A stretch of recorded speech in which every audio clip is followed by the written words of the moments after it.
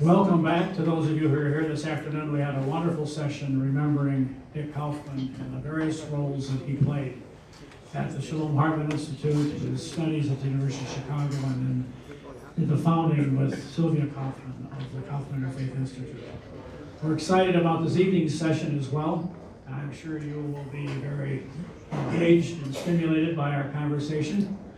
We're pursuing this afternoon, or this evening, we're pursuing the whole question of conversion.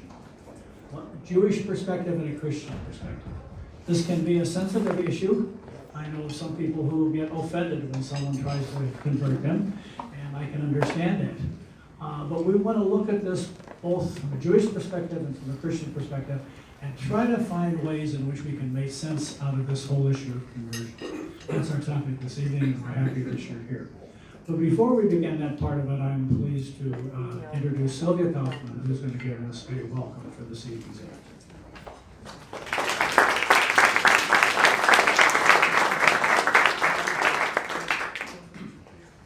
First, I want to thank Doug for putting together this fabulous day.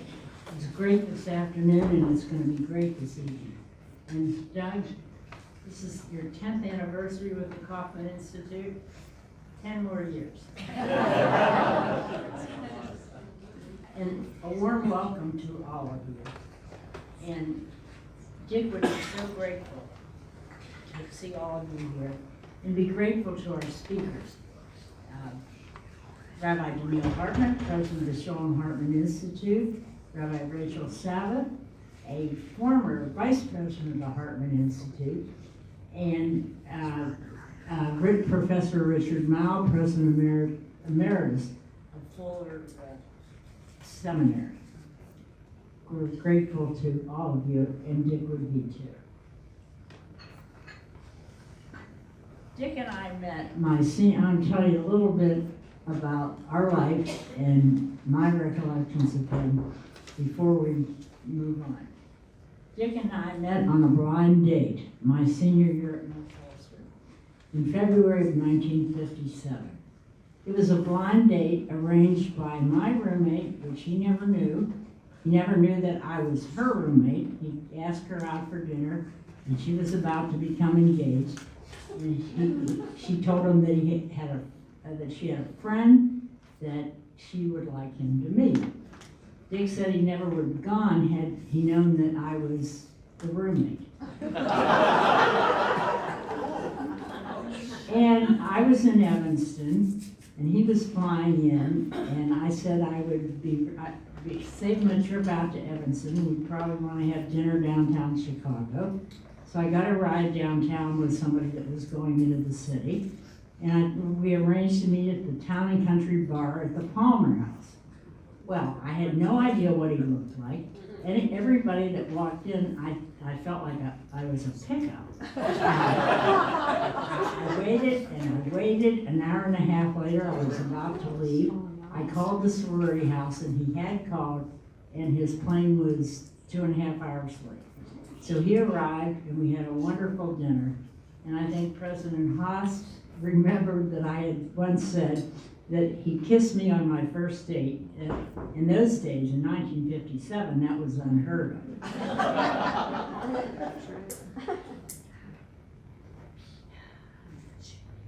Now, 61 years later, I will always remember him as a loving husband, father, grandfather, and lifetime partner.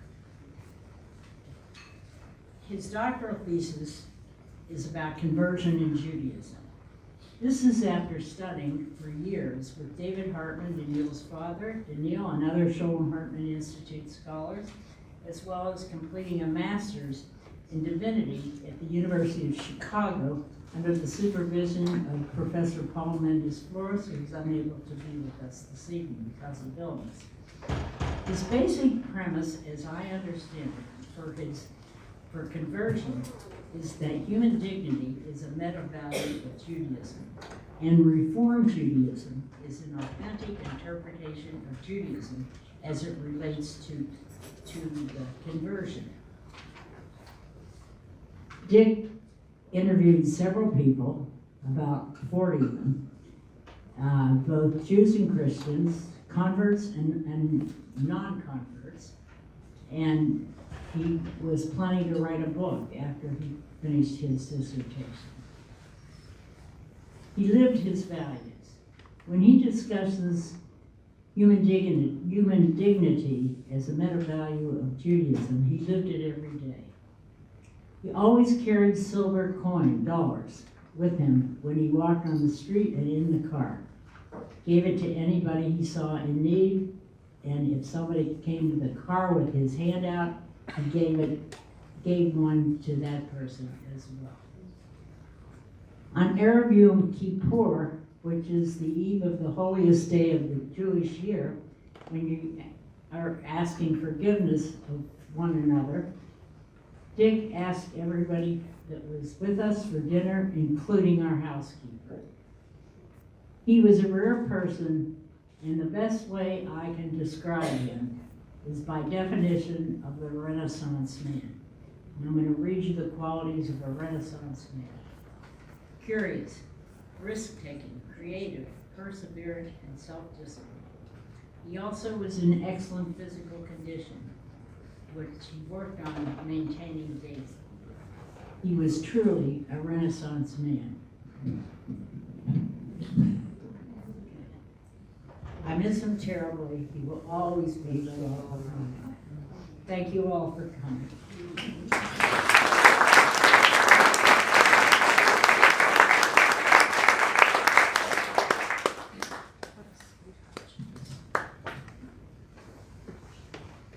Grand Valley recognized Sylvia Kaufman just last month with an honorary degree. And at our annual enrichment dinner coming up in June, Dick and Sylvia Kaufman will both be recognized as the primary awardees of that annual event that the university has. President Haas announced that this afternoon. He wasn't able to be here with us this evening, but I wanted to acknowledge that. Now, in preparation for the enrichment dinner, a video would be shown featuring Sylvia and Dick Kaufman. We were fortunate to identify some of the elements of the outtakes, or whatever you will, Dick talking about his dissertation. So we'd like to share that with you now on the screen.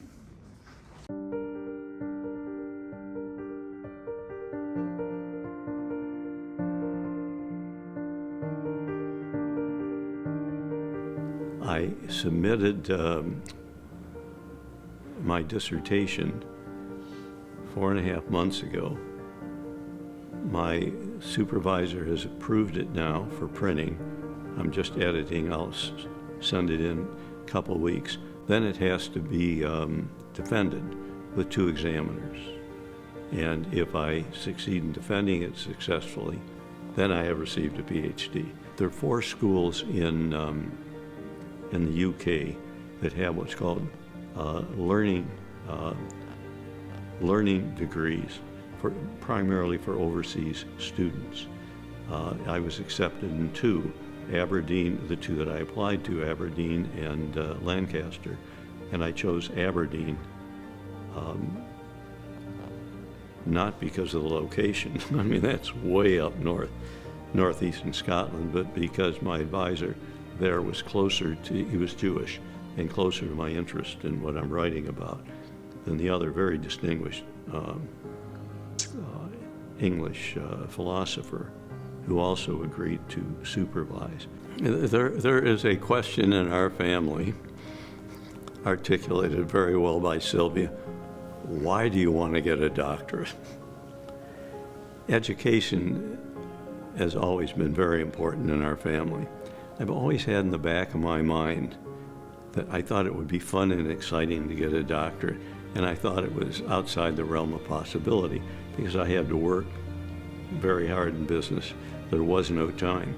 When Sylvia and I decided to leave Muskegon, make Aspen our home, and go to Chicago spring and fall, we were invited to join the council of the Chicago Divinity School. We both fell in love, I particularly, with the people there, the teachers, with the students. So I enrolled, received a master's degree. And at that point in time, it seemed possible to get a doctoral degree. I was enjoying the studies, so I said, why not?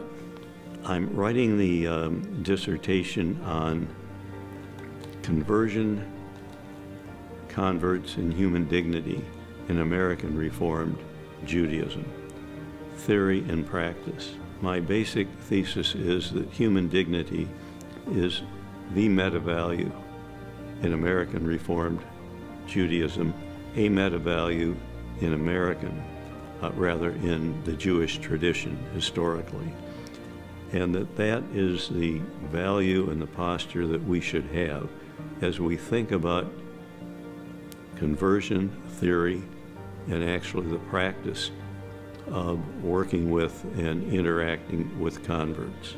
And having said that, I am concerned that not only I, but many of us do not consider as often and as deeply as we should the notion of the dignity of the other as we think about conversion and converts. I interviewed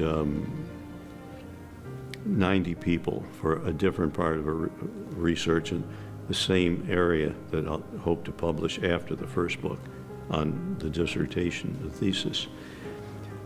And I interviewed 10 young students, rabbinic students, on the West Coast, the East Coast, and in Cincinnati. And I was struck by the difference in opinion and viewpoint on Judaism, on their values, on the way they approached conversion, the way they approached converts. And I think it's absolutely essential for us to understand that in the future, these are going to be the decision makers, not us. We need to address them and work with them and learn from them as well as try to help them.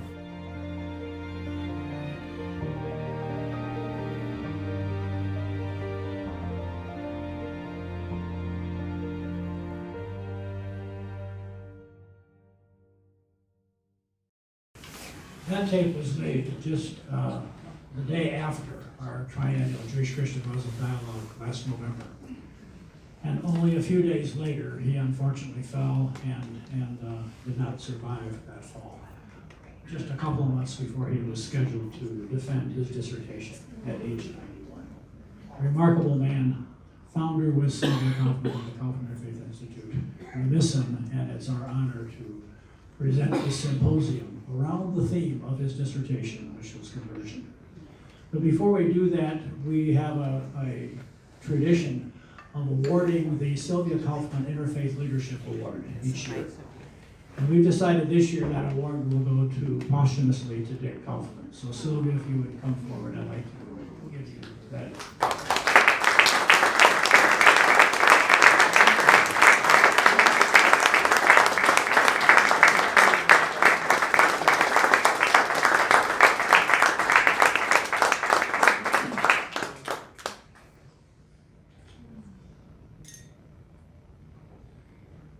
At this time, we'll begin the symposium with our first speaker, Rabbi Dr. Donniel Hartman. As I mentioned this afternoon, he's been in our community a number of times, I think 4 times for our Jewish-Christian Muslim dialogue, and then once for a special event we had, Finding Common Ground between Israel and Palestine. It's a pleasure to have you back, Donniel. The floor is yours.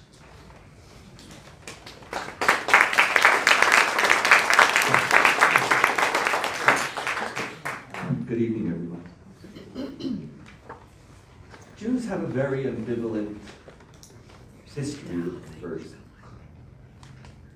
We're ambivalent about it because it wasn't really a relevant issue for most of Jewish history.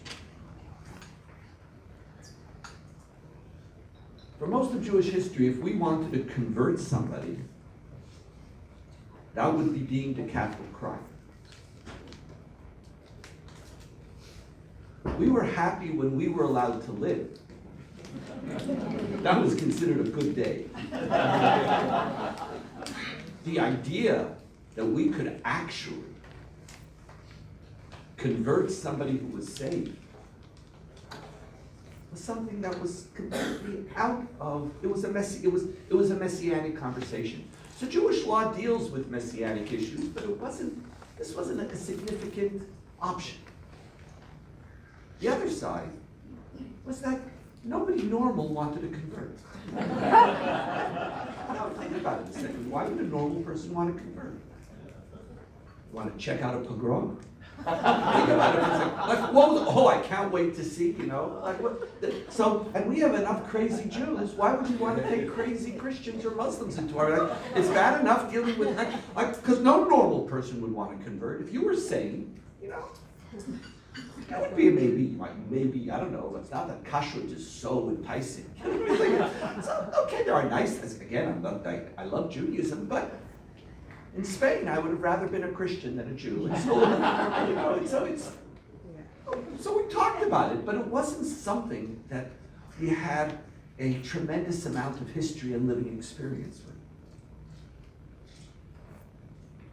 That's changed in the last 20 or 30 years.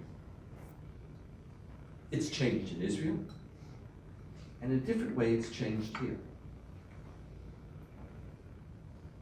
It's changed here, as I once mentioned in one of the 4 or 5 times that I was here.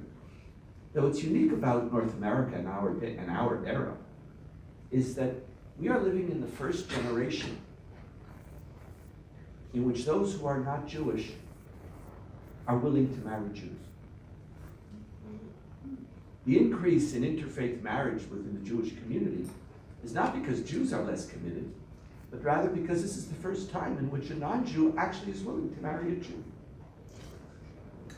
That's an experience that we didn't have to deal with, basically, since the biblical period. In Israel, there's also a similar phenomenon, where when you build a country of success, people want to move there. Jewishness is something that not only have we left the ghetto, we've left the sewer pits of history. We could speak about Judeo-Christian, Muslim relations. And I know it's a little strange, we speak about ourselves as the 3 great monotheistic faiths. 1.5 billion Christians, 1.5 billion Muslims, and 14 million Jews. So it's nice that we speak about ourselves, we are, it's like the Jews, like we and the Chinese are a majority. Just careful of a coalition between Jews and Chinese. We're just going to tip the scale. So, but still, it's just another era. Most of the time, when we had to think about this issue, it was about people who wanted to convert us and save us. And so we were ambivalent about it. Because also when you're a small people, the temptation to leave is real. It's very real. In a certain sense, one of the great miracles of Jewish history is that we stayed. I wouldn't have stayed. I would have left a long time ago. I would have told God, when you're ready to be a mensch, give me a call. In the meantime, I've spent many of years of my life studying Christianity and Islam. I could see myself living a very, very fulfilled and meaningful life as a Christian. Would I have withstood the 2,000 years of the Jewish people of suffering? Not a chance. Not absolutely not. And so we were worried about conversion. Because it didn't take much. Look at the dilemma of the Jews of Spain in 1492 when Columbus says the ocean blue. And Jews are given a choice. You want to stay in Spain? Convert. If not, you're exiled. Now it takes a lot of courage to say, I'm going to leave. It's not that Christianity is a bad religion. Okay, I'll deal with it.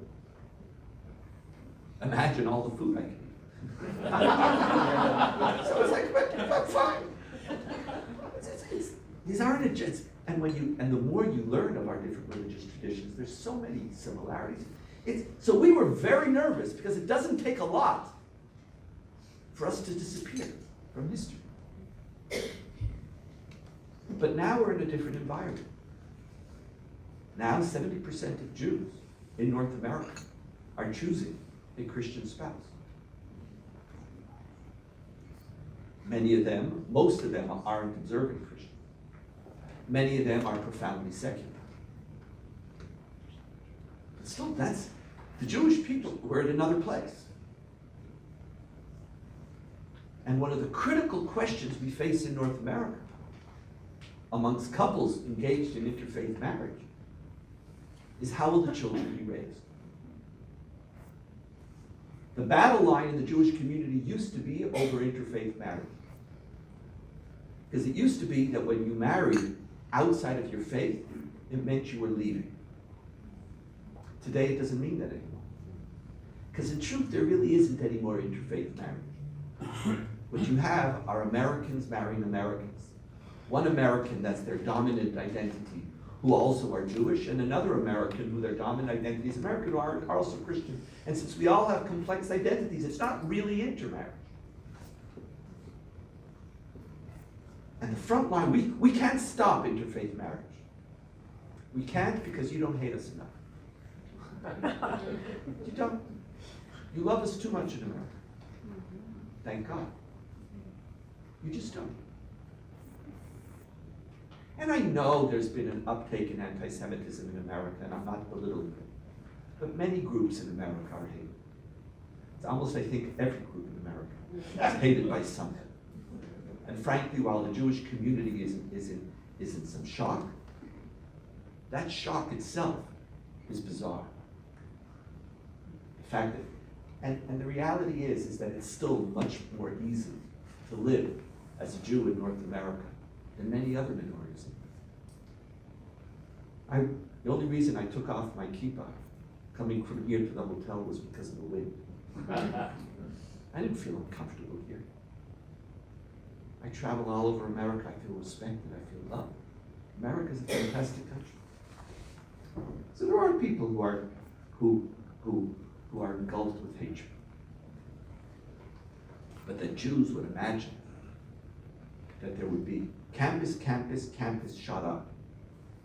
High school, high school, high school, church, church, church, campus, campus, campus, church, church, school, school, mall, mall, bar, bar, bar, and somehow synagogues would be off limits in this culture of acceptable violence. It's just, it's more an expression of hatred than a notion that right now they're coming for the Jews.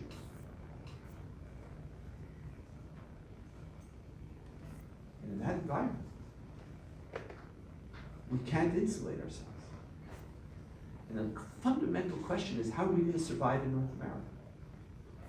And conversion, or the question of how children are going to be raised, is probably the most significant existential question facing North American Jewry. And when you look at the Jewish story, many of us are worried about a nuclear Iran. This is more dangerous than a nuclear Iran to the future of Jewish life. Because it's possible that within 2 generations, there'll be no more North American Jews.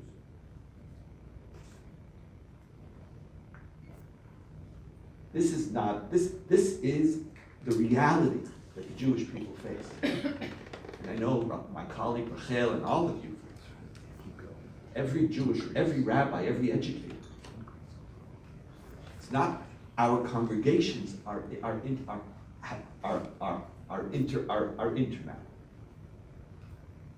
And so what do? How do we think about conversion? Does our perspective on the conversion of Jews in the past still apply today? We who advocated, we're against conversion, don't try to save me, as an instinct of self-survival, now, if we engage in that same enterprise, we're going to disappear. If we have that same ideology, we're going to disappear. If we're anti-conversion, outside of Israel, there'll be no more Jews. And so here we have a 2,000-year-old instinct that requires of us to ask ourselves, how do we think about it? In going back and looking and preparing for my remarks tonight, I want to introduce to you very briefly 2 very, very different founders of the Jewish people. One was named Abraham, son of Terah, the first Jew. And the second is named Abraham, son of Terah, the first Jew. No, I didn't make a mistake. There was one Abraham, but who that Abraham was depends on who you ask. And I would like to read to you 2 versions of how the first Jew engages with the world once he is called by God to live a life of faith with God. Two very different stories. And in many ways, both of them are deep within the Jewish tradition. Each one has an advantage, and each one has a profound challenge and difficulty.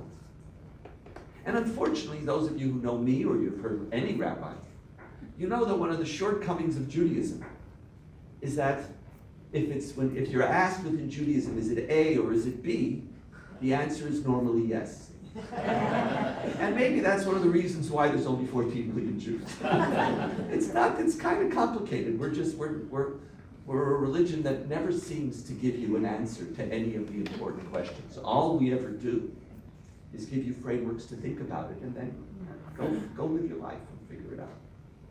So let me introduce to you the first Abraham.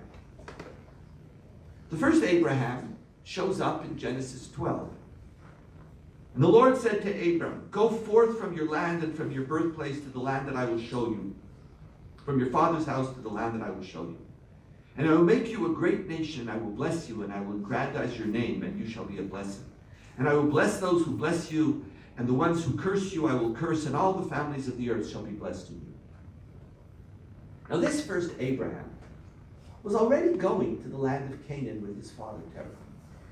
For some reason, Terah, they probably weren't very good farmers, left the basin in Mesopotamia where there's plenty of water, and they went to arid Israel.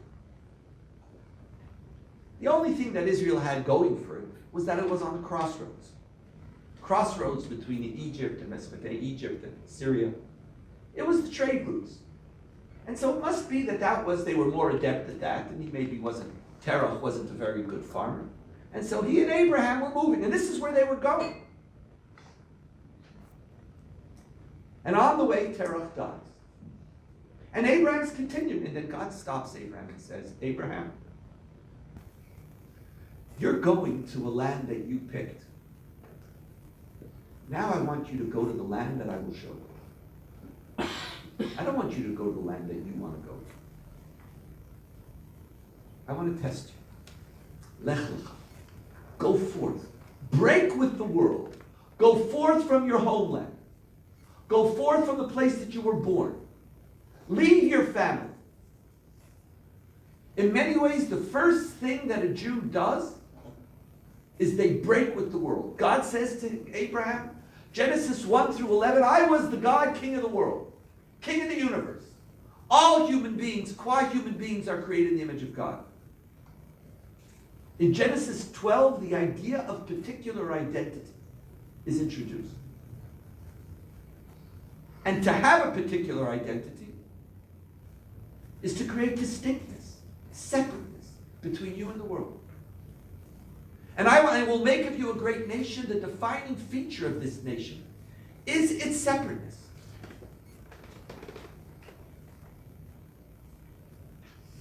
Now, one way of looking at this separateness is that our tradition introduces the idea of the dignity of the particular without undermining the value of others.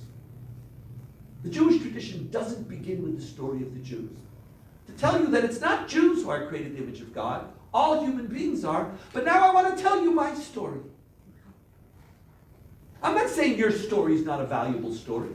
I'm not saying that God doesn't love you. All I want to do now is I want to talk about me. Can I talk about me? Could there be a me? I'm not saying that you don't have a story. And from this moment in Genesis 12 till the end of the Bible, with the exception of maybe 20 chapters, the world, there is no story of God's relationship to the world. The world enters into the story to the extent that the world interacts and intersects with the Jewish people. That's the vast majority of the Bible, of the 929 chapters of the Bible. Take off the first 11, maybe add another 20. You're left with 899 chapters.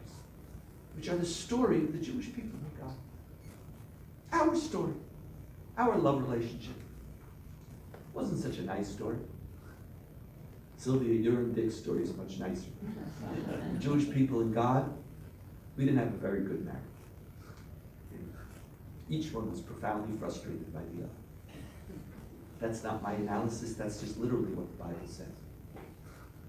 And by the way, that's what Christianity read and said, if you want a better relationship, I have a better way. Because this is not what it should be. That's why there's a New Testament. There's to be this is a second chance at something better. But in these 899 chapters, for good or for bad, with ups and downs, Jews tell their story about our family, about our life in Egypt, about a few of our successes, and mostly about our failures and aspirations. A remarkably honest depiction. It's just our stories. Now, in this story, there is no room for conversion. And in fact, in the Bible, there is no conversion. Conversion only enters into the Jewish tradition in the Second Temple period with the Hashmonayites. Intermarriage is allowed, but only in the context of a dominant Jewish society, where the non-Jew who marries the Jew enters into a Jewish family and the Jewishness of that family continues.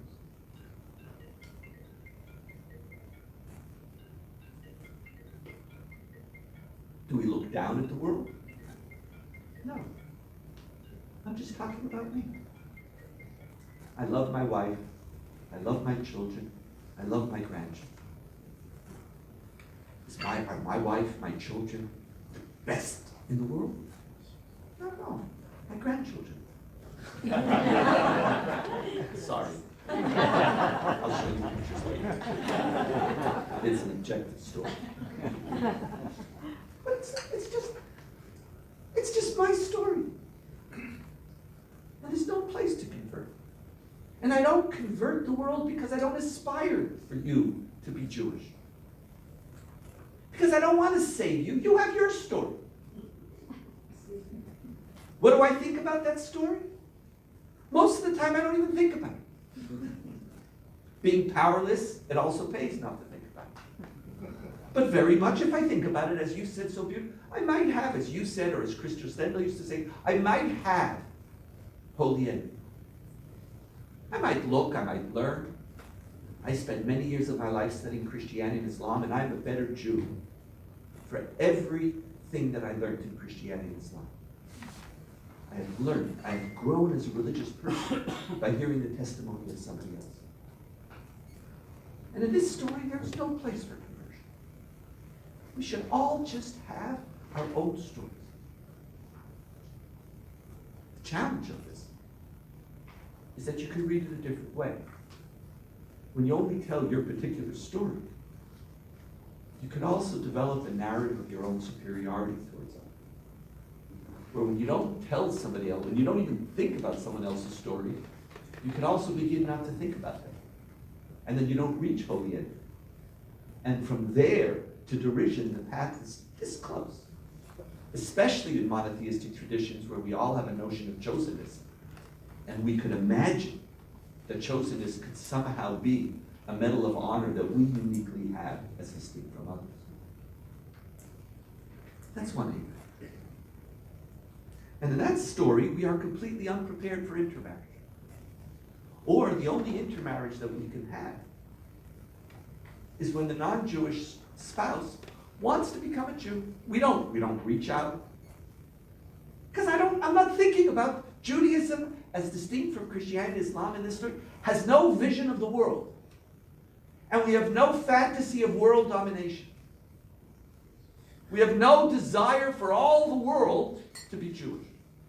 When Isaiah speaks at the end of days, he speaks about everyone recognizing God. But never everybody becoming Jewish.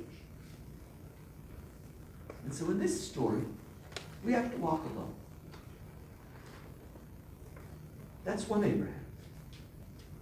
There's another Abraham. And Abraham is told through the eyes of the Jewish tradition, I will pick one of its dominant figures, Maimonides in the 13th century. He tells a different story about Abraham. Abraham wasn't walking to the land of Israel, to Canaan. Abraham wasn't even chosen by God. Abraham is an enlightened monotheist who chooses God, and only because he chooses God does God enter into a relationship with him. Abraham was 40 years old, Maimonides says, when he became aware of the Creator, when he recognized and knew him.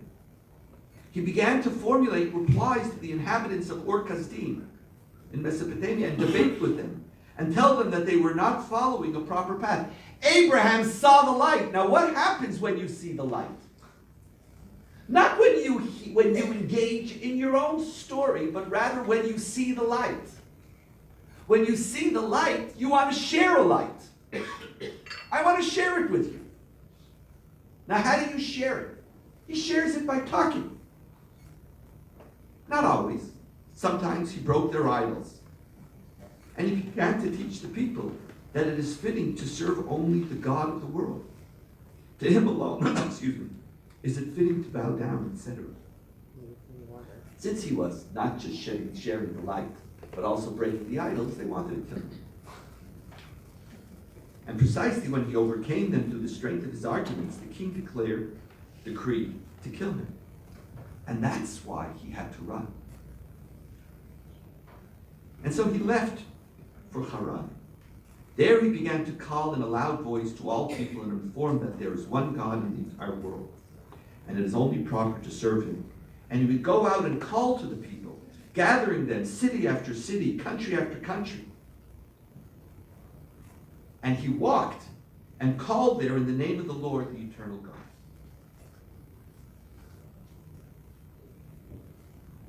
When people would gather around him, he would explain to each one of them according to their understanding, until they turned to the path of truth. Ultimately, thousands and myriads gathered around him. These are the men of the house of Abraham. The house of Abraham is not the children of Abraham. It's not his particular story. It's those who were shaped and embraced his enlightened monotheism.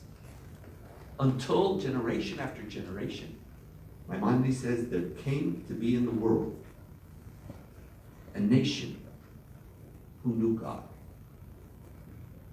We are not the children of Israel. We are not the family of Abraham. We are a people who carry an idea. We are the people who know God. Now this has a very different story. Genesis 12 is not a moment where God comes forth and says, within the whole world we have to begin to create a tapestry of distinctness, a tapestry of the particular. Genesis 12 is the turning point of enlightenment, away from idolatry. It's not about our story and they have their story. No, it's about the story. It's about a God who, through his election of Abraham, begins to have his army to bring the world to live in faith with God. And in this story, conversion is not only something that's not looked down upon, or even something that you're ambivalent about, it's an essential feature of your enlightenment. If you truly believe that all human beings are created in the image of God, all human beings are beloved, if you know something, why not share it?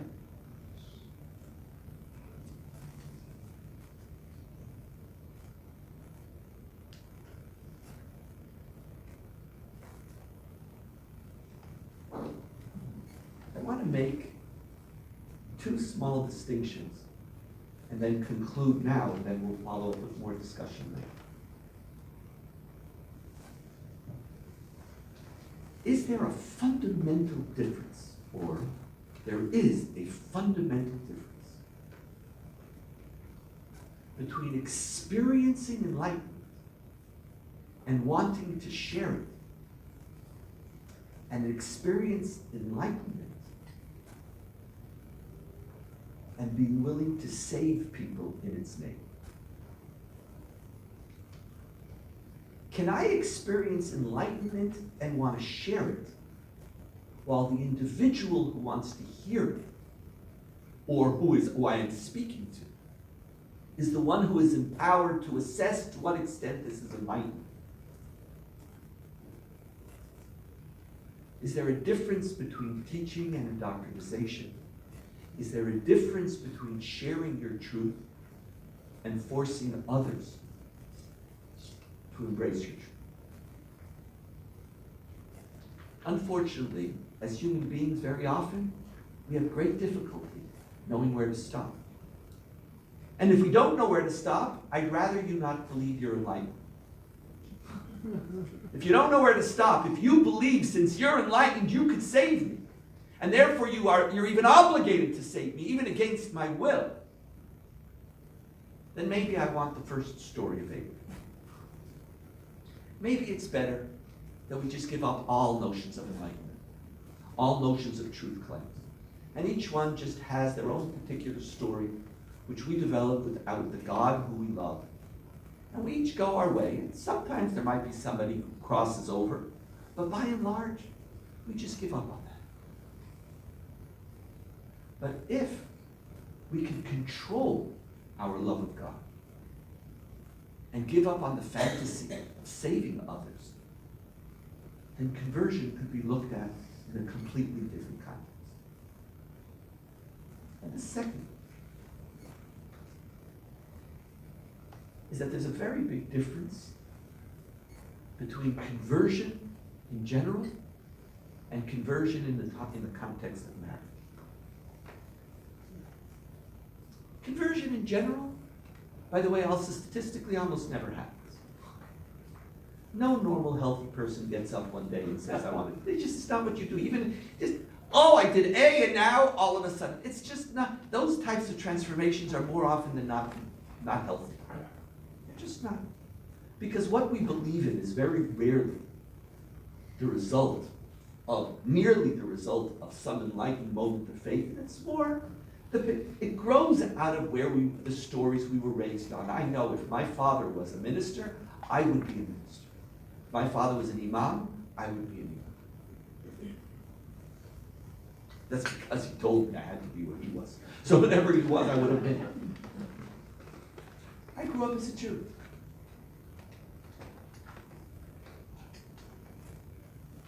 Probably, given the difficulty of human beings, of limiting their passion to save others, it probably pays to be more suspicious of conversion than embracing of conversion.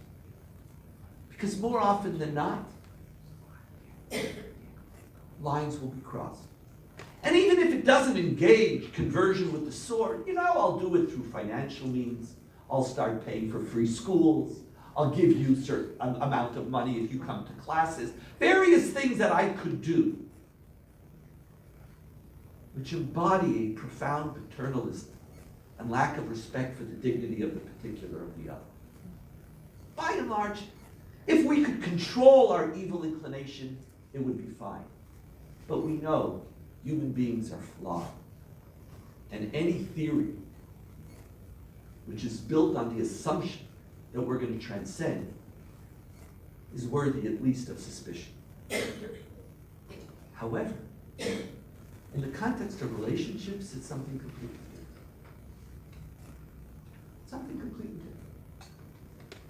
And here, as Jews and as Christians, intermarriage is not just a challenge for Jews, it's also a challenge for Christians. If your child marries a Jew,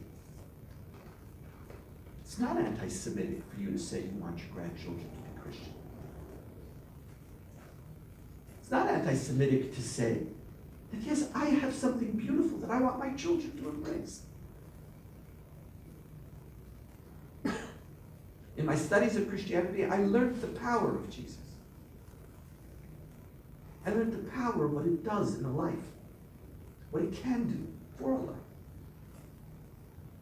Why shouldn't a grandparent or a parent say, yes, I want Jesus in my children's life.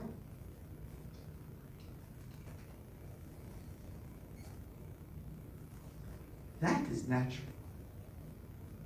In the context of a family, it's not Jews trying to convert Christians. And it's not Christians trying to convert Jews. It's about whether your family is going to walk and represent and reflect the values that you care about. It has nothing to do about saving the other. It's a story about the dignity of your particular. And it's precisely in the context of the family that the two stories of Abraham converge. Because it's in that context that, yes, you have something beautiful. Something that you care about. Something that you're proud about. Something that you believe creates a life of meaning and a life of virtue and a life of value. And in that context, I want my story to continue. And in many ways, the story of the intermarriage of Jews and Christians, this for the Jews right now will be, we need to win. We do. I don't mean any disrespect to Christianity.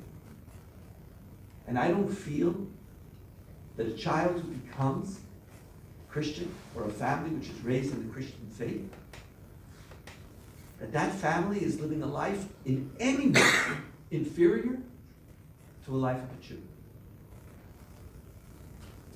Personally, I believe that God chooses Christians, Jews, and Muslims. I believe that the one God creator of the universe is capable of choosing more than one people. I believe this. I believe that someone raised in the Christian faith will be redeemed, will be loved by God, will live a life of value and profound moral principles. They'll have to navigate, just like Jews have to navigate, between the chapters we like and the chapters we don't like. They're going to have to pick carefully their teaching, what they're going to emphasize. Welcome to the story. But when I say we have to win, it's no disrespect. It's just only 14.5 million. No, I don't expect you to feel sorry for me, and therefore to say, there's only 14.5 million of you, I have to let you win. I wouldn't mind, but I know. But if you want to know the front line of Jewish discourse today, is how do we win? How do we present a tradition that parents want to choose for their children? But I know that when we do that, we're dancing on a fine line. And whenever there's someone who wins, there's also someone who loses. Normally in interfaith relationships now, we've gotten out of losing and winning. We're not in that story. We recognize that God is capable of loving us all, and the greatest challenge is not whom God loves, but whether you love God, and whether you live a life of piety and humility. And how do we learn that from each other? But a Jewish people who are always very ambivalent about conversion are now in a different reality. How do we Jews and Christians engage in that conversation? Know very well that we're not in 1492. You're not doing it. If you want to convert your grandchildren, it's not because it's an inquisition. And it's not because you believe that Jews are destined to eternal damnation. And that the only way to be loved by God is to love the Son. It's not that. It's a different story. How do we engage in that? Maybe with a holy envy, but knowing fully well that it's okay for one of us to win. And to understand that the end, it's not Judaism which wins, or Christianity which wins. It's not a battle between Judaism and Christianity. It's a battle between one family and another. And in that battle, it's very natural to want your story to continue. The legitimacy of that is precisely what Genesis 12 teaches us. All human beings are created in the image of God. All humanity. The world is not meant to be one singular global community. We are meant to create a whole plethora of individual particular directions and testimonies and ways of living with God and creating a life of meaning. Genesis 12 says the particular is what God wants. And so we have to find a way to walk in the ways of God, to strengthen the particular, but at the same time never to cross the line, to believe that it is only my particular story which is beloved by God. If we can manage that, then we will be doing something truly, truly, not merely divine, but maybe even messianic. Thank you very much.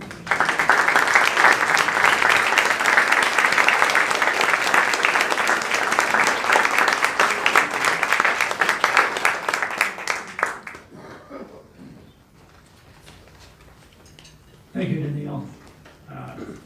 Now we're going to look at the Christian story. And the question is, for Christians, is does loving my neighbor mean I have to convert my neighbor?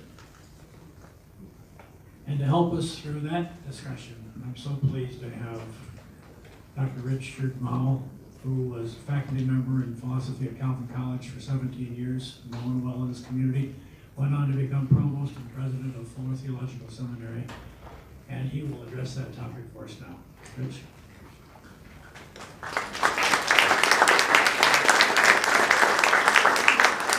Thank you. Just delighted to be here, and I'm learning. Thank you. And I think one of the much ignored elements that is so necessary to Christian Jewish dialogue is simply learning from each other. And I can testify to the fact that my own relationships with the Jewish community have been very much learning experiences, and I've already learned a lot today, so thank you. And I've learned to live with a little bit of messiness in my own theology about this, and I want to just signal that at the outset. I do not have all of this figured out, and I struggle with some of the messiness, but a lot of it I've just decided I'm going to live with. I don't think I have to live with it eternally, but I'm going to live with it for quite a while yet. And it's the same kind of messiness that I come across in the wonderful documents that the Catholic Church has produced post-Vatican II, at Vatican II and post-Vatican II. So that in 2015, it was a document that was issued by the Vatican's Commission for Religious Relations with the Jews. It has the title Nostra Aetate, and it goes back and forth in ways that I go back and forth. Let me just quote a couple things. It says, from the Christian confession, there can only be one path to salvation. Then it immediately adds, but that doesn't mean that, and I'm quoting, that the Jews are excluded from God's salvation because they do not believe in Jesus Christ as the Messiah of Israel and the Son of God. I want a little more clarification than that, and they recognize that they haven't exactly clarified things, and so they go on to say that we realize that we haven't answered adequately, and I'm quoting here, the highly complex theological question of how Christian belief in the universal salvific, saving significance of Jesus Christ can be combined in a coherent way with the equally clear statement of faith in the never revoked covenant of God with Israel. And then it says, what we cannot deny is that Christ is the Savior for all. Okay? I think I heard him saying that before. And then it goes on and says, there cannot be two ways of salvation. Yeah, that sounds very Catholic. But all we can do then, they say, is to confront the mystery of God's work, which is not a matter of missionary efforts to convert Jews, but rather the expectation that the Lord will bring about the hour when we will all be united, when all peoples will call on God with one voice and serve God shoulder to shoulder. They're expressing their messianic hope. The great Martin Buber had a story about the time when the Messiah returns. And Jew and Gentile Christian alike bow before the Messiah in worship. Wonderful image. And then somebody who's kneeling there yells out, "Is this the first time you've been here, or have you been here before?" And as Buber tells the story, the Messiah says, "I can't remember." I hope to get a little more from him on that. But there's something wonderful about that eschatological, messianic hope that there will come a time when the God who made those promises in ancient times to Abraham and to Sarah, the God who also speaks to many of us through Jesus of Nazareth, that God will make it clear what was going on. And in the meantime, we have to live with a lot of mystery about all of this. So I want to say I shy away from talk about converting the Jews to Christianity, just as that Vatican Commission shies away from that. The idea of converting in this context, and I'm playing on the word there, has 2,000 years of history. And you know, we can't just go from the epistle to the Romans to the present day without realizing that there's 2,000 years between those. And I want to say this very clearly. We Christians have been unspeakably cruel to Jews throughout those 2,000 years. And we cannot deny that. And so it's so important for us to, as Christians, to begin this discussion with repentance, with a strong sense of our own guilt and our trust in the mercies of God, the mercies that God also promised to the physical seed of Abraham. Horrible things have been done by Christians to Jews in the name of conversion. And in recent years, many of us, the evangelical community certainly, have even used the language of, and I just hate this word, targeting Jews for evangelism.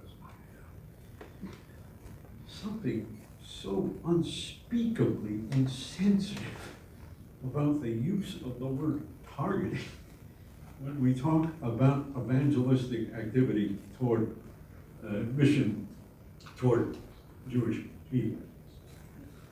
So I say I live with messiness, theological messiness, although the Vatican Commission uses the better word mystery, and that is a more profound way of putting it. And I already see that mystery in the Apostle Paul in Romans 11. We got here Monday evening and Tuesday night, Phyllis and I were at Western Theological Seminary's celebration of the retiring president, Tim Brown. And I'd gone to Western Seminary over a half century ago. It was kind of reviving some old memories. I have one kind of messy memory of my time at Western Theological Seminary. I actually got the only F in any course I've ever taken in college and seminary and graduate school at Western Theological Seminary in a course on the Epistle to the Romans. And we had to choose a chapter that we were going to write an interpretive essay on, and I got chapter 11. Chapter 11 is the one where Paul struggles with the whole question of God's relationship to the Jewish people now that Jesus, he believed to be the Messiah, had come. And I could not write that paper. Partly because I'm trying to figure out what in the world Paul was trying to do. He goes back and forth. Well, yeah, they've rejected Jesus, and that's really a bad thing. But has God given up on them? No, he hasn't. But on the other hand, and he keeps going back and forth. And I could not bring myself to write a paper that just waffled in the ways that I thought the Apostle Paul was waffling. And so I got an incomplete, which turned into an F. But much later, I went back to that chapter. And you know, it ends in a beautiful way. Because having said that, well, on the one hand, on the other hand, on the one hand, on the other hand, he sings a hymn. You know. who has been God's counselor? You know?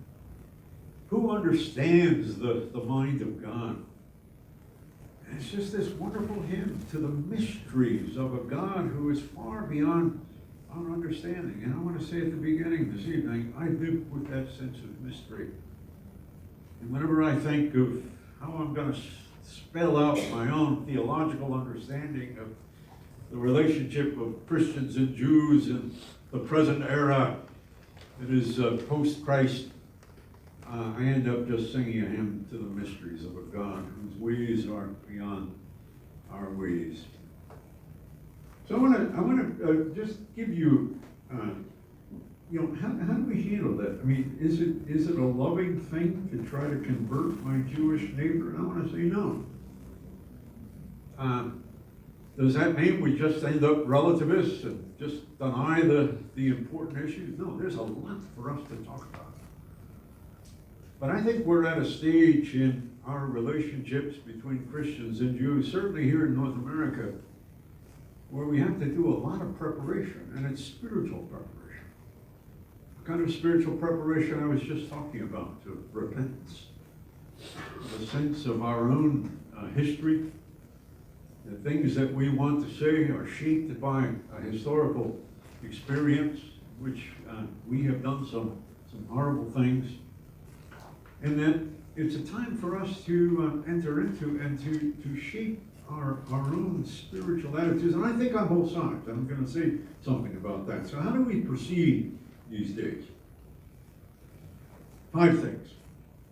One is to recognize the unique and frightening challenges presented by new manifestations of anti-Semitism.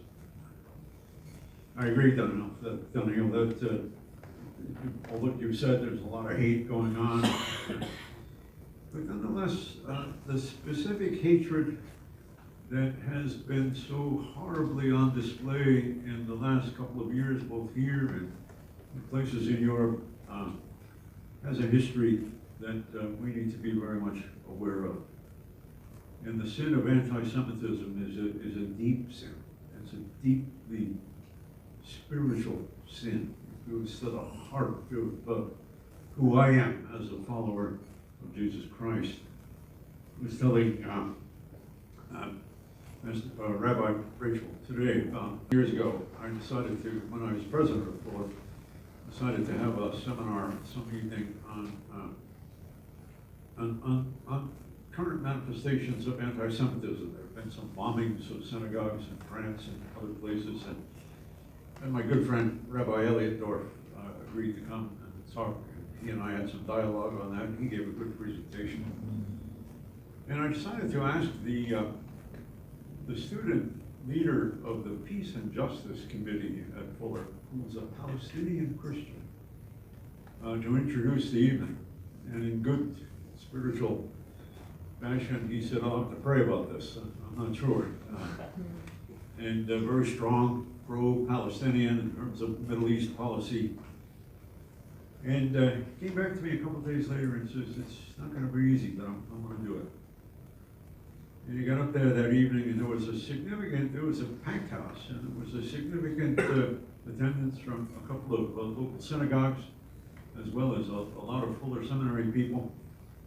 And he began by saying, you know, this is a tough thing for me as a Palestinian Christian to talk about the dangers of anti-Semitism, but those dangers are very real. And he said, I as a follower of Jesus, I've got to be very concerned about hatred wherever it appears. And as a human being, I've got to be concerned about how human beings treat other human beings. He said, I want to say this. As a follower of Jesus, I have been compelled to read recently about the Holocaust and some of the horrible things that happened to the Jewish people. And he said, I just want to say this very clearly. Never again, never again, never again. And at the end of the evening, one of the local rabbis stood up and thanked me for arranging that.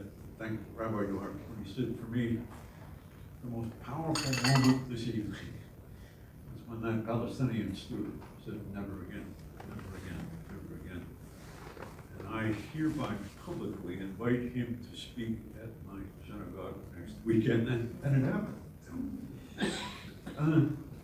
The dangers of anti-Semitism, we need to recognize them, be very much aware of them. And secondly, and this is obvious, I think, no targeting of Jews. Recognizing that all the horrible things that have happened. I worked for, ever since the late 80s, I worked very closely on the board of the American Jewish Committee, dealing with First Amendment issues. And I was working on a paper on religious freedom for the AJC.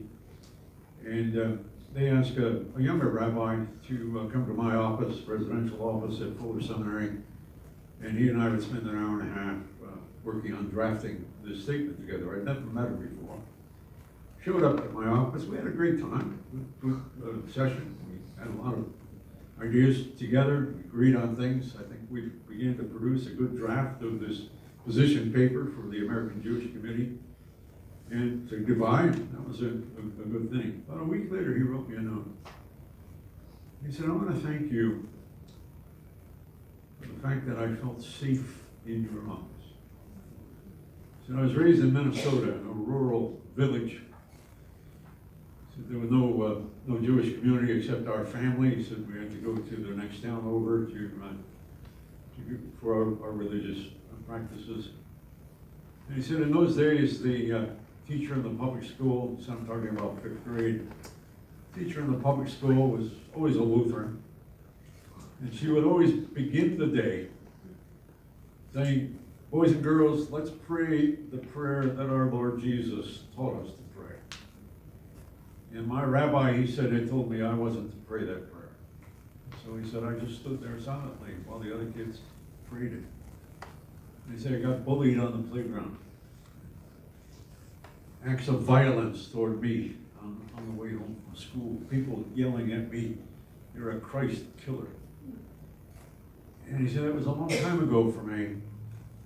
He said, but when I realized that I was going to meet the president of an evangelical Christian seminary, he said, when I arrived on your campus, I broke out in a cold sweat.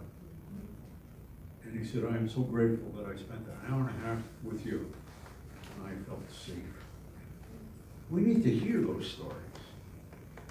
Those are very real, deep wounds that we need to be dealing with. And any talk about targeting simply doesn't do it. And then the forming of friendships.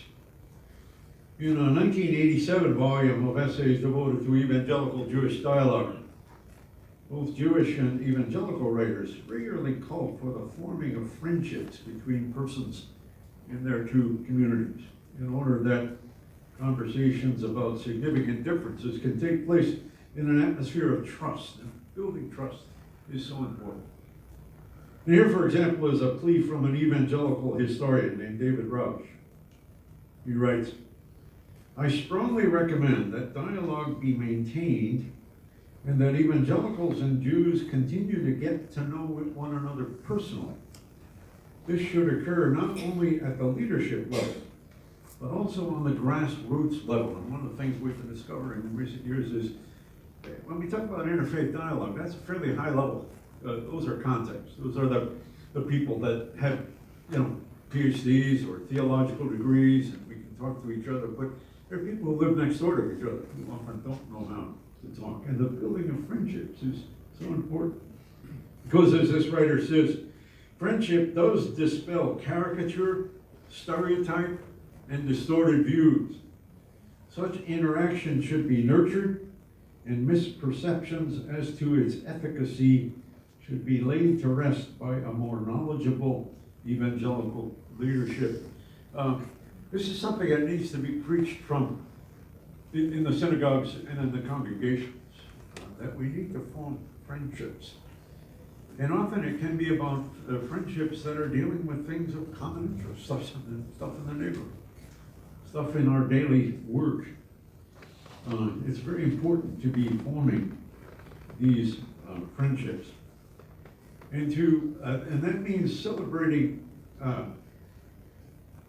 things that we have in common. I said I worked for a number of years, and still do to some degree, with the American Jewish Committee on First Amendment issues. But after I'd been president for a couple of years at Fuller, the head of the Southern California Council of Rabbis came to me and said, can we have an evangelical Jewish dialogue? He said, we talk to mainline Protestants all the time, and we get along fine, and Catholics write all this good stuff. He said, we need somebody we can argue with. And so we set up a rabbi-pastor consultation. We would meet about 4 times a year, and 2 times at Fuller Seminary, and 2 times at either local synagogues or at the AJC headquarters in Los Angeles. And they were wonderful times. And we did not start off talking about Jesus. One of the first sessions we ever had, we just talked about what's happening in the younger generations. And I'm going to say something about this later. The younger generations of evangelicals and Jews. We talked about the holidays, explaining our holidays to each other. And one of the most profound evenings that we had was 2 scriptwriters from Hollywood. One of them was David Mcfadden, who was an evangelical Christian who worked for Roseanne for a number of years, and decided as an evangelical Christian he might not want to stick with that. And he became the producer and main scriptwriter for Home Improvement, which was for several years the leading situation comedy on American television. And he spoke that evening to rabbis and pastors, and he said, I'm going to put this in theological terms. He said, although we would never have used this in the program, but he said the consistent weekly theme of Home Improvement was covenantal fidelity. A couple that loved each other. And they could tease each other, they could make fun of each other, they could argue with each other, but they loved each other. They were faithful to each other. They loved their neighbors. He said that was the constant theme. The other speaker that evening was an Orthodox Jew who was the main scriptwriter for The New Adventures of the Old Christine, another situation comedy. And it was just fascinating to hear the dialogue between an Orthodox Jew writing humor and an evangelical Christian writing humor, and the Orthodox Jew who could not watch his own program because it was on Friday evening. Talked about what it was like as an Orthodox Jew to use some sexual humor in a situation comedy. It was a profound discussion. And those are the kinds of conversations that we need to have. So we went for 8 years talking about those kinds of issues together. Christians and Jews in the business world. How do we take our faith seriously? And finally, after 8 years, Rabbi Mark Diamond, who was my co-conspirator in all of this, said, I think we're ready to talk about Israel. And we had a tough session on Israel. But the 2 antagonists, one a very strong, a Presbyterian who was a very strong advocate for Palestinian rights, and a very strong Jewish Zionist, at the end of the evening, hugged each other in front of the whole group. And then Rabbi Mark Diamond said, Rich, it's been almost 9 years now. We tackled Israel. I think we're ready to talk about Jesus. And it was very interesting that we had these years of preparation, building trust, finding common interests, common projects, sharing our stories. And then we could finally talk, and it was a wonderful time together. The tough issues. But it's so important for us to build the trust and not just walk in and sort of denounce each other and other issues of that sort.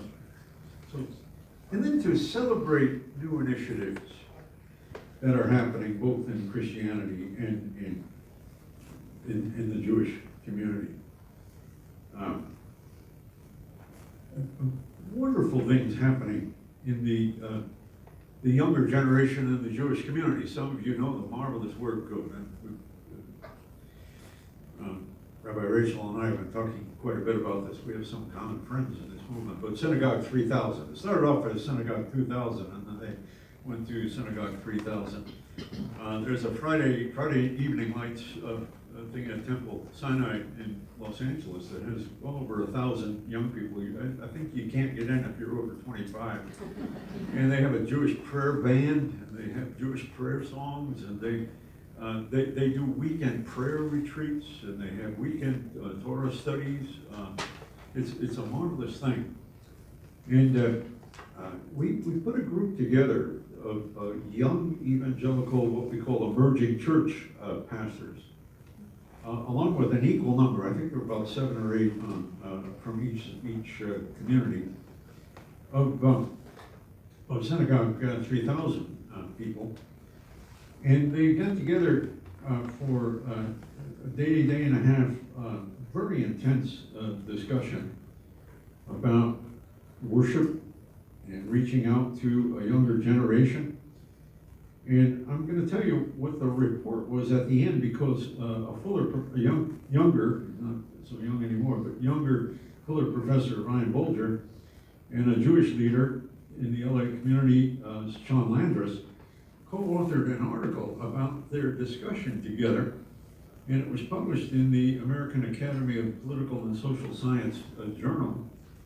And they reported on this, and they said that they discovered some wonderful things about each other, and this, you can find this in the scholarly essay on Sean Landris, the Jewish leader, began by saying, I just want to say to my Jewish colleagues and to the evangelicals, we want to talk about Jesus. Don't freak out. Because he said, evangelicals talk a lot about a personal relationship with Jesus, and we want very much to cultivate a personal relationship of Jewish people with the God of Abraham and the God of Sarah.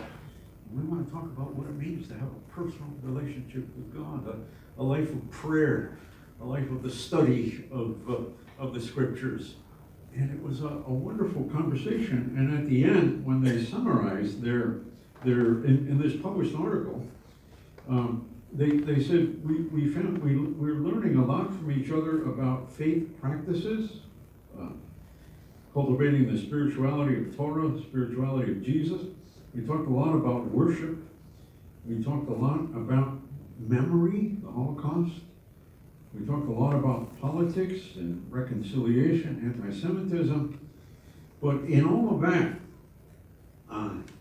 we were eager to explore what we can learn from each other about creating an authentic connection to our traditions and to God.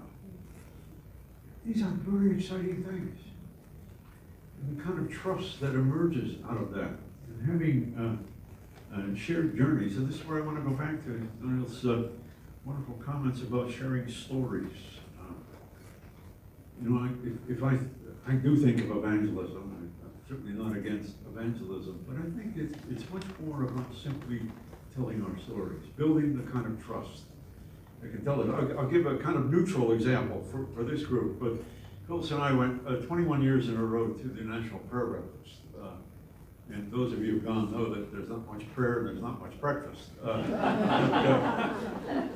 And they also have some seminars afterward, not always very interesting ones. But one of the last ones we went to, they actually had, because you may know that they have Jews and Muslims and Protestants and Catholics at the prayer breakfast, and often have participation from Jews and Muslims as well as Christians, although it's pretty much an evangelical Christian event in terms of its motivations.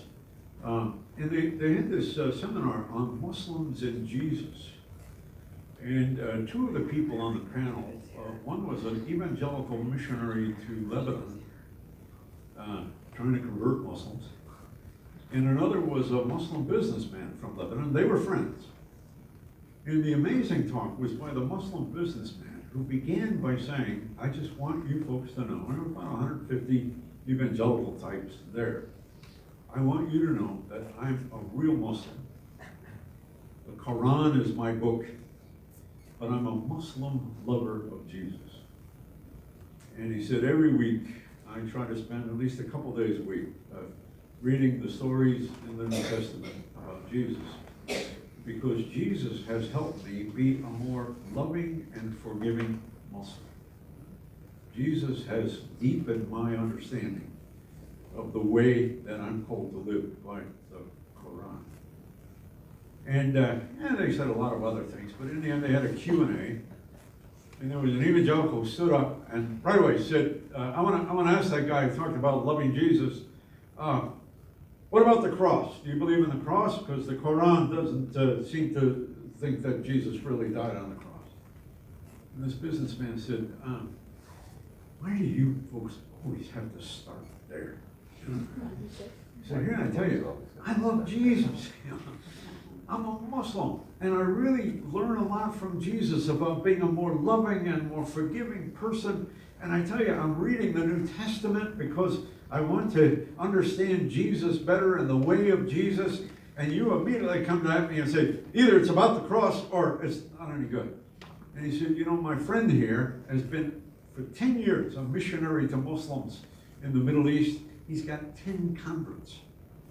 If he had gone to the Middle East and said, you Muslims, you can learn a lot from Jesus about being a more loving and forgiving person, he could have thousands of people reading the New Testament all the time, but immediately you have to jump in with, what about the cross? Now, you know, there are big theological issues to talk about there. I found that question very offensive. And if I had engaged in a conversation with that Muslim business person, I would want to say, wow, isn't that neat? That you're reading about Jesus and that you find that Jesus deepens your sense of what it means to be a loving and forgiving Muslim. I'd like to know more about that. What is it about that? How do you work all that down? To talk about his journey and to genuinely try to find out what was going on with him about that. And maybe to have the opportunity to talk about how I find myself challenged to be a more loving and forgiving person by the way of Jesus. We need those kinds of conversations, but they have to be conversations about our own journeys, about our own stories, and not about challenging each other, cutting the conversation off early with conversation stoppers that we know are going to really make it difficult for us to talk to each other. The building of trust, the nurturing of friendships, really important. And then once again, finally, just to live with a lot of mystery. Maybe 15 years ago, CNN did a 1-hour special on what's happening to the evangelicals. And they flew me to Washington. I spent an hour and a half under hot lights answering questions. I think in the final hour of production, I maybe got 4.5 minutes, which wasn't too bad. But in the editing process, they had also interviewed what looked to me like a 12-year-old Southern Baptist homeschool young girl, 12-year-old girl. And they edited it in such a way that they would ask her a question, then they'd ask me a question. And at a certain point, they said, is Jesus the only way to heaven? And she said, yes. And then they asked me, and I said, that's what he says. I am the way, the truth, and the life. And then they said to her, well, what happens to people who don't believe in Jesus? And with a smile on her face, and she was a bright kid, and I'm sure she's at a great place now in her life. But with a smile on her face, she said, they go to hell. And then they asked me a question. And I knew I was taking some risk as an evangelical saying this, and I said, I live with a lot of mystery about that. All I know is that the God who I consider to be, I believe to be the Father of Jesus, has a lot of mysterious ways of getting hold of people. And I got some hate mail on that. And but it was just a month after that that Billy Graham was interviewed in Newsweek magazine. And they asked him a question. And they said, what about people who don't accept Jesus? Are they going to go to hell? And he said, oh, I would never say that. He said, I have a lot of Jewish friends. I've got a lot of Muslim friends. I've got a lot of Hindu friends. And he said, I live with a lot of mystery. All I know is that I want to be their friends. And I hope I get a chance to tell them how I experienced Jesus in my life. The sharing of those stories, I think, is very important. And it's so important for us to live with the mystery. And we've got a lot of new things that we need to be doing together, sisters and brothers. I heard a rabbi tell a story once of a time in the 19th century in one of the Eastern European ghettos, where the Council of Rabbis decided to appoint one young, newly appointed rabbi to be the person whose sole job it was to look for the Messiah. And every time there was a baby boy born in the Jewish community, he would go check it out. Anything that was unusual, that some report of something unusual, he was supposed to check it out. After 1 year, he came to the chief rabbi and he said, I'd like another job. The chief rabbi said, why? He said, looking for the Messiah is boring. Nothing much ever happens. And the rabbi said, but look at it this way. At least you got steady work. We Christians and we Jews have steady work. Let's keep at it. Thank you.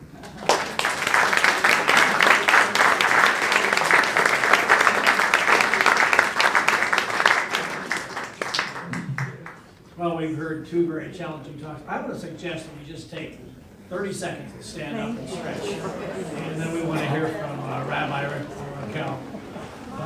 Let's just have a quick stretch. So you ready for stimulating discussion?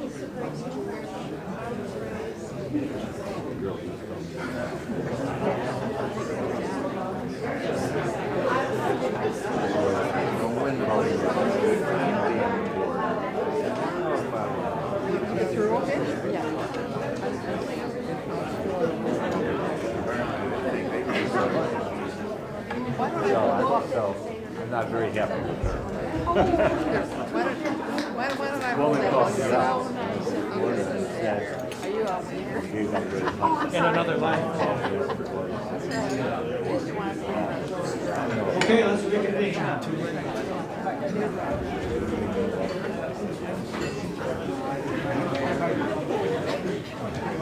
Thank you.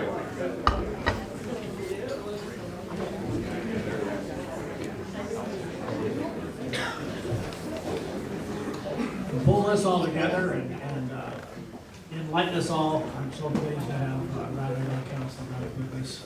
She was here a couple of months ago and as scholar in residence at Temple Emmanuel and Irrigation Services. And her assignment is to make sense out of both of these very stimulating talks. And so now that you're all got energized, we'll turn it over here.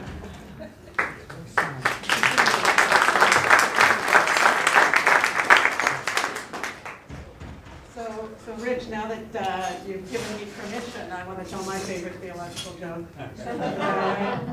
And I hope you won't be offended, but now that we're friends, we can share our stories. No, I honestly, I want to respond to and disagree with what Rabbi Hartman said, that will be respectfully disagree about what's happening, I think, in the American Jewish community on some of these issues.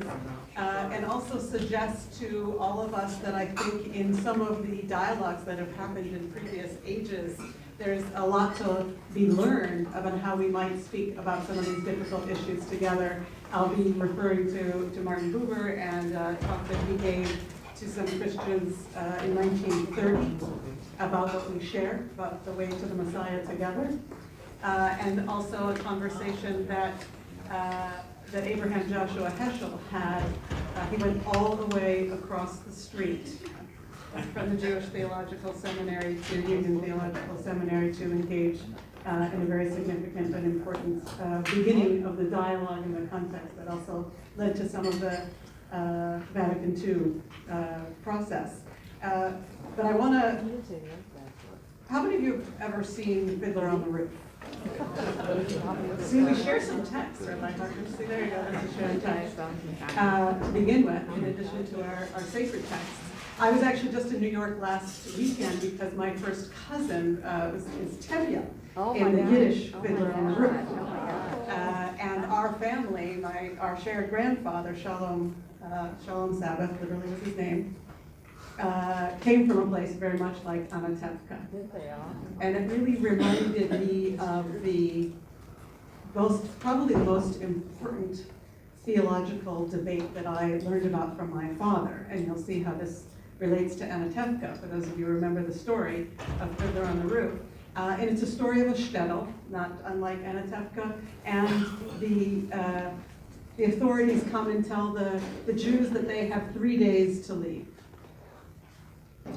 And the Jews all gather together with the rabbi and say, well, what are we going to do? And there's a messenger that comes from the authorities, from the Christian governor and the priests, and they say, actually, you know what we want to do? We want to challenge you to a theological debate. I feel that I've been invited here this evening to a kind of theological debate. And if you win in the theological debate, if you win, you can stay. If you don't win in this debate, you'll have to leave. Fair enough? So the Jews all gather together in their shtetl and discuss who is going to engage. You have to engage with the high priest of the Catholic community in the Ukraine in this theological debate. Who is going to dare to do that? And they're all debating who should be the senior rabbi or the junior rabbi, and who should do this and what responsibility. And if we fail, they'll throw us out, or maybe there'll be a pogrom or worse. What should we do? And a hand goes up at the back of the room. And the rabbi says, yes, Shmulik, what do you have to say? And he says, I'll do it. And the rabbi says, you know, Shmulik, with all due respect, I mean, we know of you as Shmulik the village idiot. You're going to engage with the priest, the senior priest, in a theological debate? And he said, look, what do we have to lose? They're going to kick us out anyway. So why not? So I forgot a very important detail. It's a theological debate in mime. So Shmulik says, you know, what do we have to lose? They're going to kick us out anyway. Let me try. Let me just try. So Shmulik, the village idiot, they gather all around with the priest. They gather around, and the priest goes like this.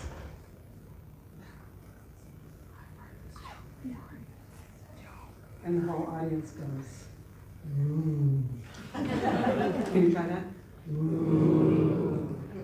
Shmulik thinks for a minute. And he goes like this. And the whole audience goes, ooh. And then the priest goes like this.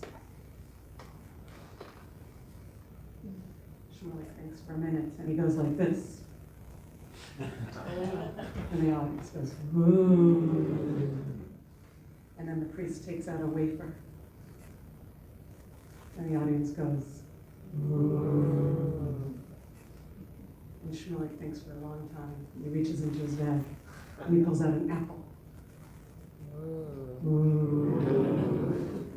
And the priest says, wow, I don't know how this happened, but Shmulik the village idiot, you have won the theological debate.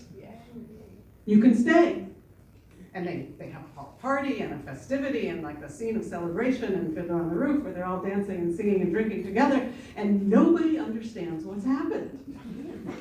So back at the church, all the people are gathering around the priest and said, how did you lose that debate? What happened? And he said, well, it's very simple. I went like this to say, we believe in the Trinity that you have failed to understand and accept. And he just surprised me. He said, you know, he looked at me and said, well, there may be a Trinity, but really there's only one God. It's all one. So he won that round. I don't know, what would you say? Did he win that round? Yeah. And then I went like this to say that there's one God, and God is only in the heavens above to judge. And Shmulik, he may be a village idiot, but he knew enough to go like this. Actually, God is down here on earth with all of us all the time. He won round two. And then I pulled out a wafer to symbolize the sacrifice of Jesus. And Shmulik, it was so surprising. He pulled out an apple from his bag to say, but we're all unified in that first moment in the Garden of Eden with the apple. So his community said, you know, okay, we're just going to have to learn to live together. Back at the shul, everybody's equally perplexed. How did that happen? And they call Shmulik to the bima, and they say, Shmulik, explain to us what happened. I mean, we're so thrilled and so grateful, and you must not be such an idiot after all. I mean, what happened? And he said, well, it's like this.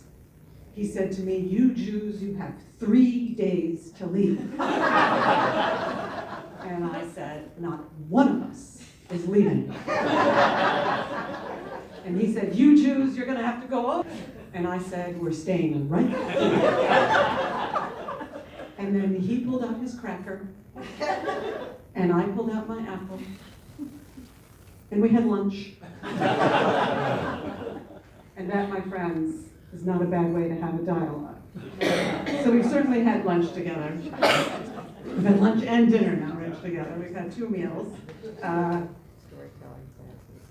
But I think we've learned also a great more together.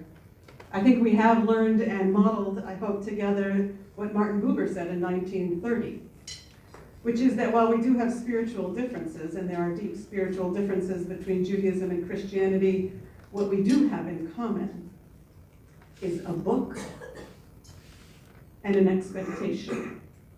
While for Christians, the book is a forecourt, and to us Jews, it is a sanctuary.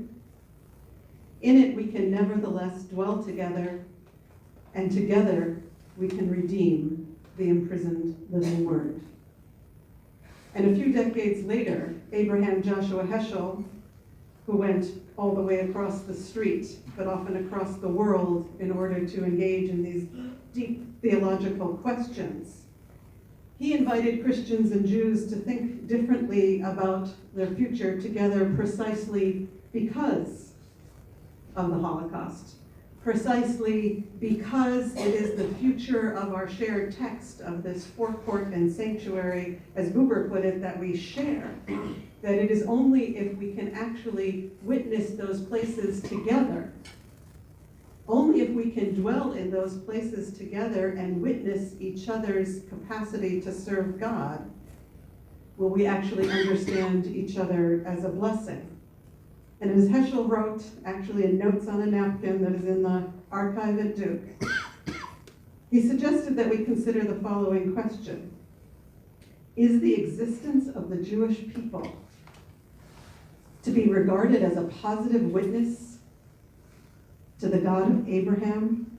Should that be regarded as a blessing for Christians to understand Jews that way?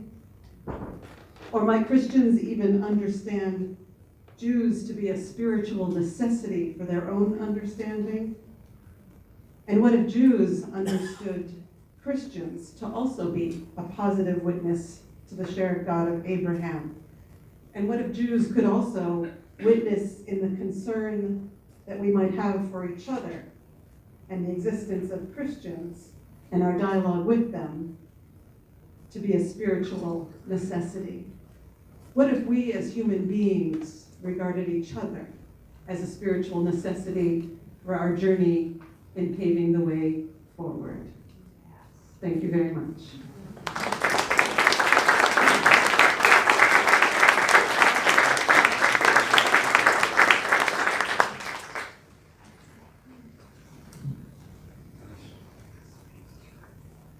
We've had a very stimulating evening, and for those of us who are here this afternoon as well, it was really a wonderful day together. And I hope Sylvia will agree that this has been a symposium in honor of Dick Kaufman. And I feel his presence here, and I think he would be, as you said, proud of what happened today. He had committed his life not only to his business, which was successful, but he had committed his life to reaching out to others, to being firm in his own Jewish faith, being accepting and welcoming and loving others. And we can thank Dick Kaufman and Sylvia Kaufman for the impact they have had in our communities here in West Michigan and beyond, in Jerusalem, in Aspen, in Chicago, wherever they have touched our communities, there has been an impact. And we thank you, Sylvia, and it's been our honor to recognize and to honor Dick Kaufman in this symposium. So thank you very much.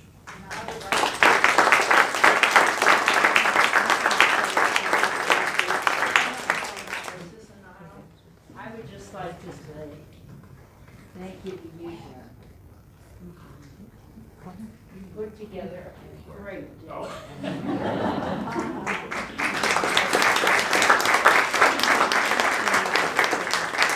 Even though I initiated this program, Doug has expanded it way beyond any of my visions. And it's just a pleasure to see it. And look, this today, Dick is with us, I'm sure.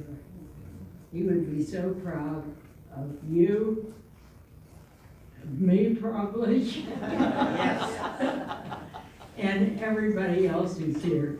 Thank you all so much for coming.